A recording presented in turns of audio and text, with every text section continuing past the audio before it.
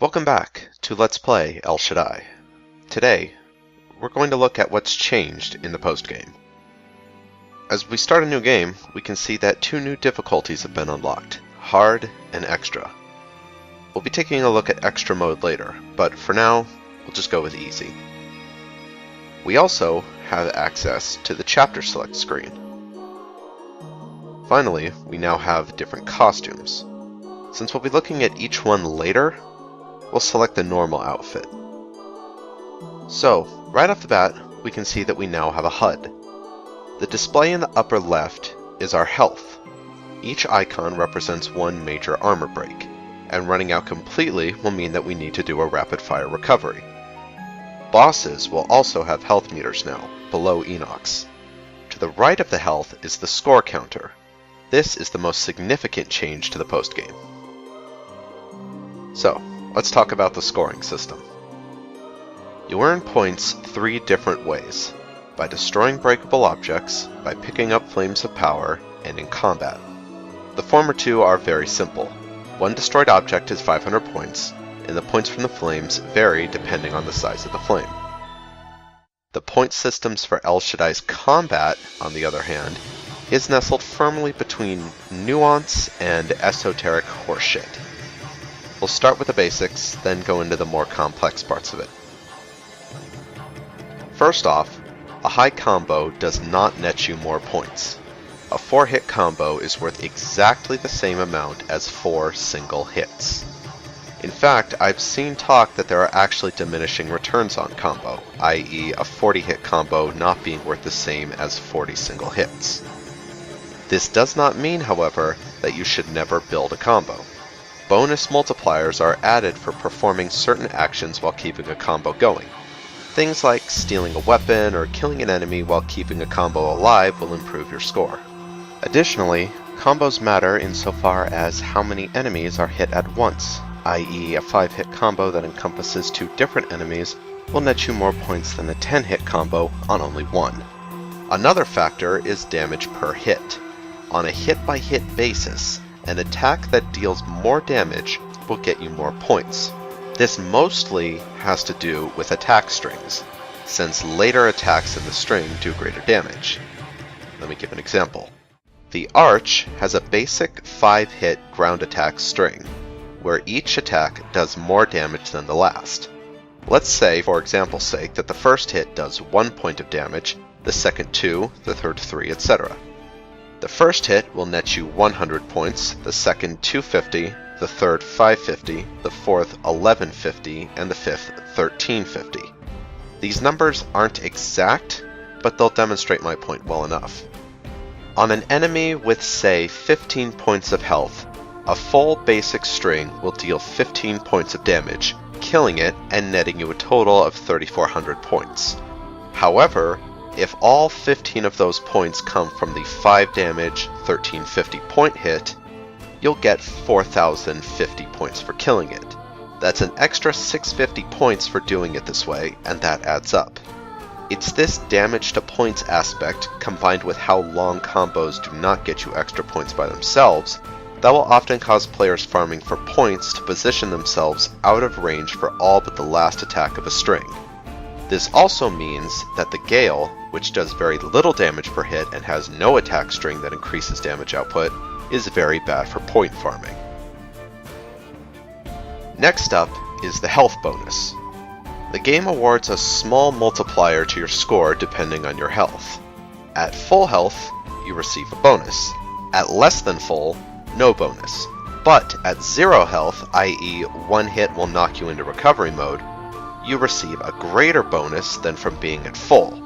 This means that a common tactic in point farming is to allow yourself to be knocked to 0 immediately in the first fight, and then play normally. Another way to get a multiplier added to your score is to parry. Parrying is performed by attacking after performing a perfect guard. Attacks performed out of a parry will net you more than those not. Predictably, this means that a common tactic in point farming is to not attack except for parries. The game also keeps track of the variety in your weapon usage. using any type of weapon for too long will result in your points earned on a hit-by-hit basis to decrease. Fortunately, for those who favor one weapon over the others, there is a way to game this restriction. The game only checks for how long it's been since you last used a different kind of weapon. This means if, say, you're using the Arch and you want to keep using the Arch, you can swap out to the Gale and then immediately swap back to the Arch, and you'll still be earning full points. Finally, there's sparks. You may have noticed that when enemies are struck, different color sparks appear: red, yellow, and blue. Red sparks only appear from a corrupted weapon, and means that you're earning 0 points from that hit, with the exception, of course, of the first leg of the first world, since there's no way to get out of corrupted mode. The way the blue and yellow work can be a bit difficult to notice, but the instruction manual actually spells out how they work, though not exactly their effect on score.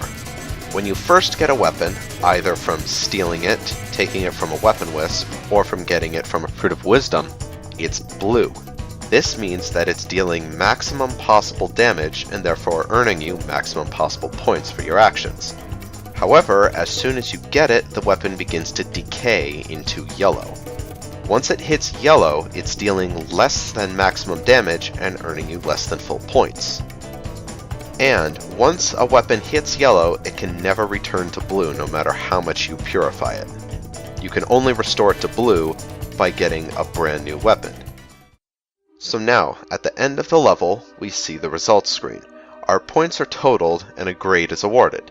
The grades are from D to G.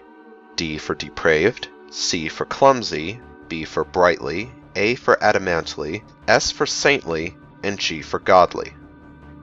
Our total score comes from 3 places: score, time, and secret. Score is what your score counter says at the end of the level. Simple. Time is a function of how long it took to finish the world. Finally, there's the secret. Secret points start at 0 and are earned based on a few conditions. The conditions are: no rapid-fire recoveries. If you fall in combat, even once, you will not earn full secret. No falls in platforming. If Lucifer has to snap his fingers for you, you're not getting full marks. Find all large flames of power, specifically the ones with the big plumes coming out of the top.